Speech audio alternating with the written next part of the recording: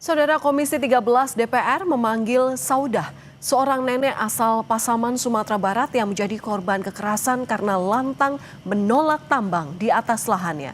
Tangis nenek Saudah pecah di hadapan wakil rakyat. Assalamualaikum warahmatullahi wabarakatuh. Suasana rapat Komisi 13 DPR mendadak hening saat tangis nenek Saudah pecah di hadapan para wakil rakyat. Nenek Saudah terharu karena upayanya mencari keadilan terdengar hingga ke Jakarta. Berterima kasih atas kepedulian kalian semua. Ya, ada kusangka begini atas kejadian ini yang akan sampai aku ke sini. Mendengar semua yang ibu katakan, bapak katakan semua, saya berterima kasih sebanyak. Tangisan nenek Saudah menyiratkan beban berat yang harus ia lalui karena mempertahankan tanahnya dari tambang ilegal.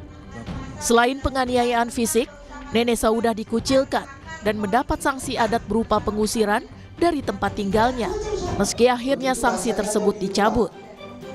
Komisi 13 mendesak polisi mengusut tuntas atas kasus penganiayaan nenek Saudah dan tambang ilegal. Ada dua keadilan yang harus ditegakkan dalam konteks kasus nenek Saudah, keadilan hukum dan keadilan adat. Yang pertama keadilan hukum. Ada dua indikasi pelanggaran hukum yang terjadi dalam kasus ini. Yang pertama adalah pelanggaran tambang ilegal. Apakah kepolisian Pasaman atau Polda Sumbar sudah menegakkan penegakan hukum dalam konteks tambang ilegal? Kalau belum, berarti ada apa? Yang kedua, dalam kasus penganiayaan nenek Saudah, saya nggak tahu manusia beragama apapun, kalau mereka bukan bagian dari penjahat, ketika ada seorang nenek-nenek dipukul oleh orang, pasti menolong, minimal membawa ke rumah sakit, bukan membiarkan itu saja.